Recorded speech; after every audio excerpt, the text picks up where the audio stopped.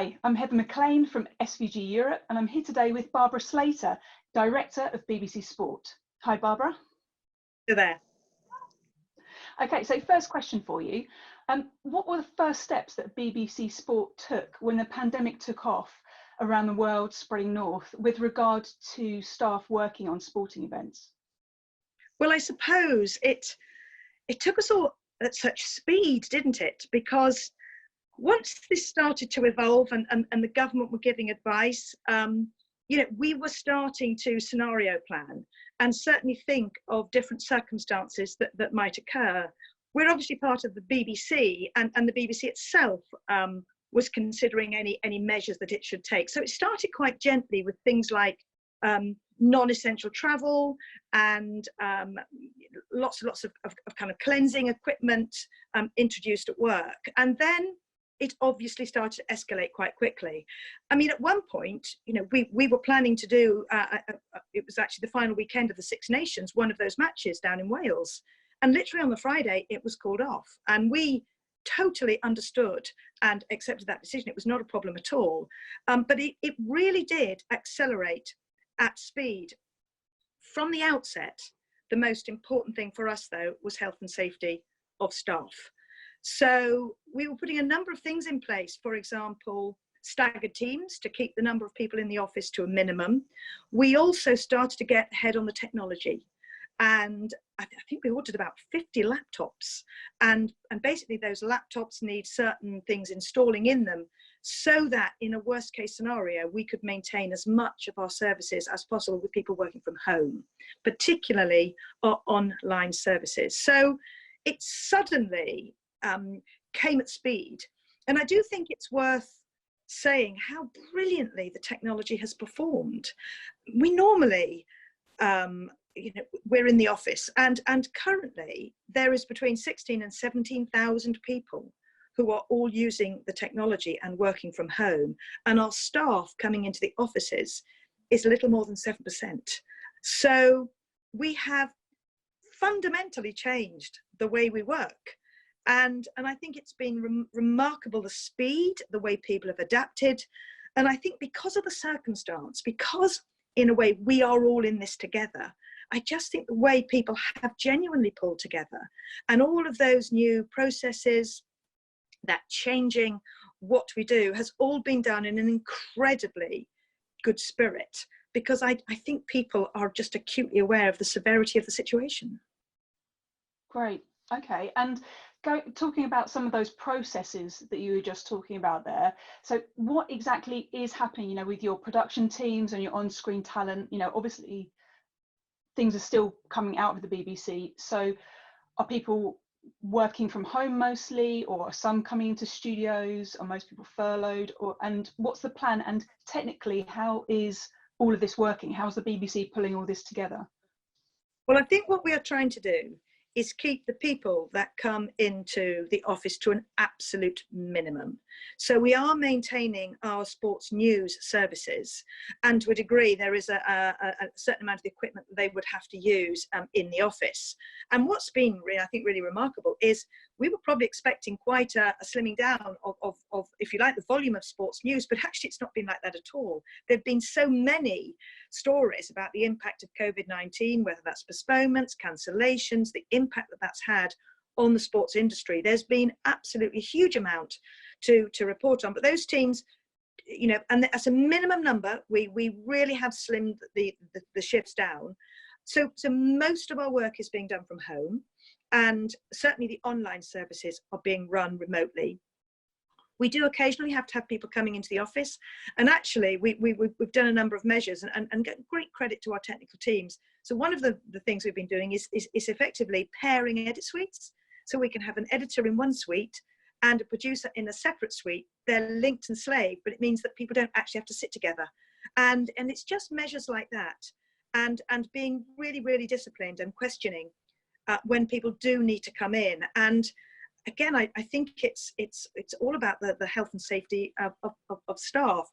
People are fantastic. When they need to come in, they are coming in. And actually, at this moment in time, with sometimes the travel involved and things, that I'm sure makes some people feel feel uneasy, but I think we're doing a fantastic job keeping services going. And it's been technology that has come to the rescue and enabled us to do this. I mean, we're speaking over Zoom, and I think I spend most of my days on Zoom, at all the meetings that you would have had face to face. Now we're doing like this. Cool. And then looking at what the BBC is actually producing in terms of, you know, sports shows and content for fans now stuck at home. First of all, what's the role of the BBC here versus pay TV operators out there? And then secondly, what are you providing the viewers with, and on what channels? Okay, well, look, there's quite a few points to sort of talk about within that. I think firstly, if we were to maybe look at what we are doing. So our sports news services are absolutely operating as normal.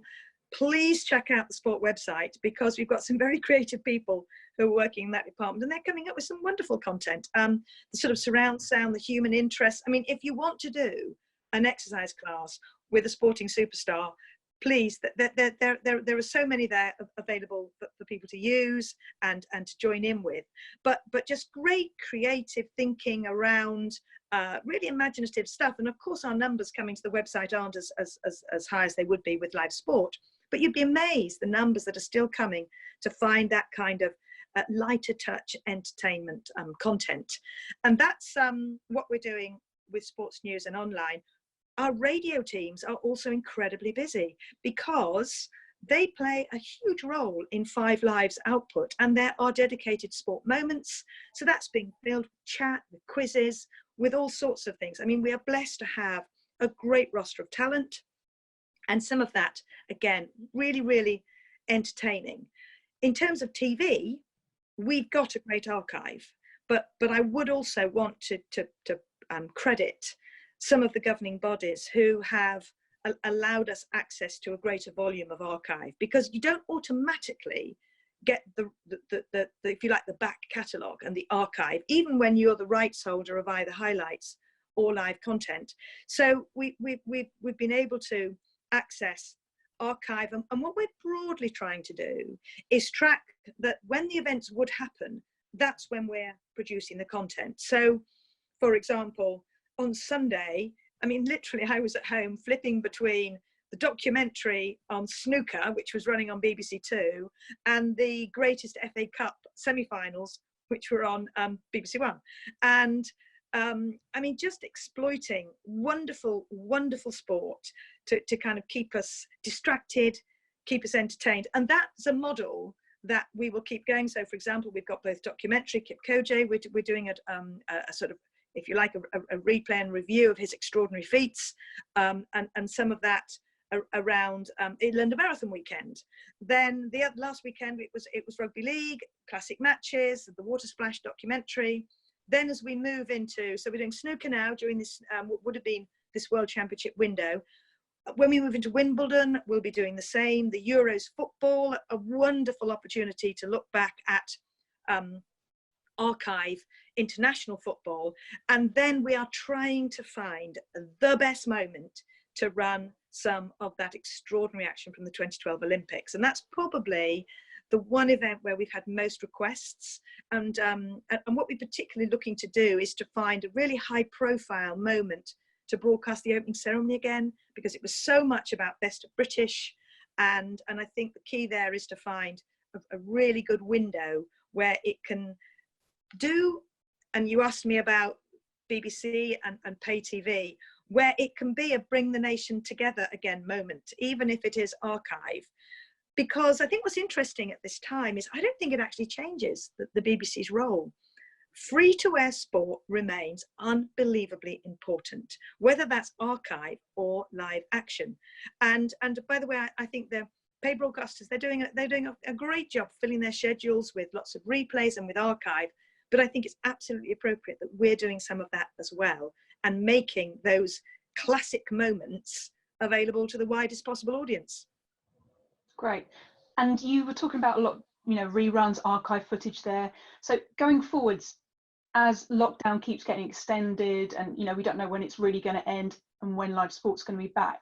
So is it actually viable to keep showing reruns of, you know, these sporting events, no matter how great they actually were. You know, do you have a plan for creating any particular new content that's very relevant to audiences, or what? I think some of that archive content we are exploiting in different ways. So, for example, if you look at Saturday evening in that particular match of the day slot, we've got the visualization of the podcast, which is great. That was actually something we were doing anyway. And then we've got match of their day.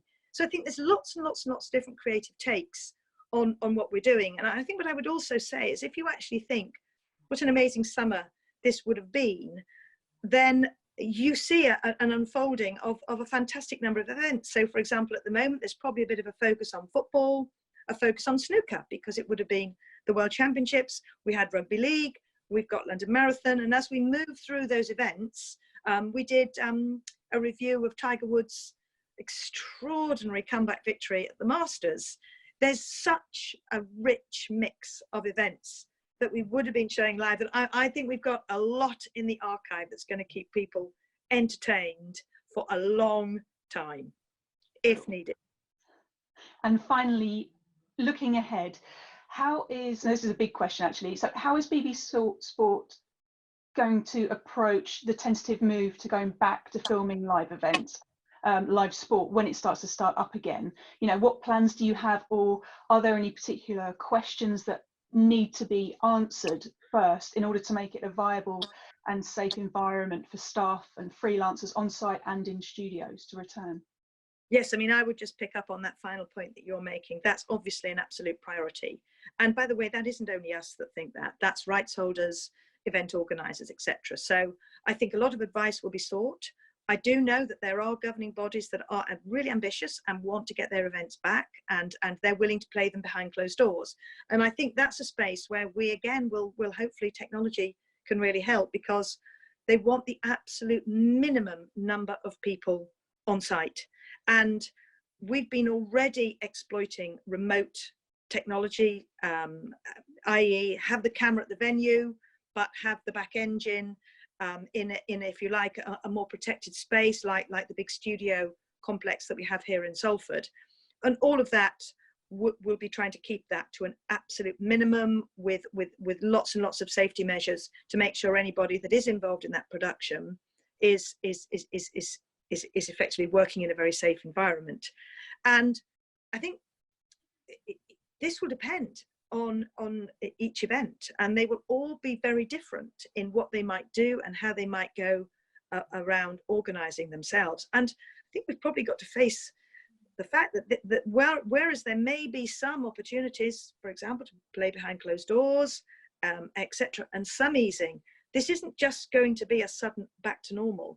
Again, this period has taught us some real lessons about different ways of working.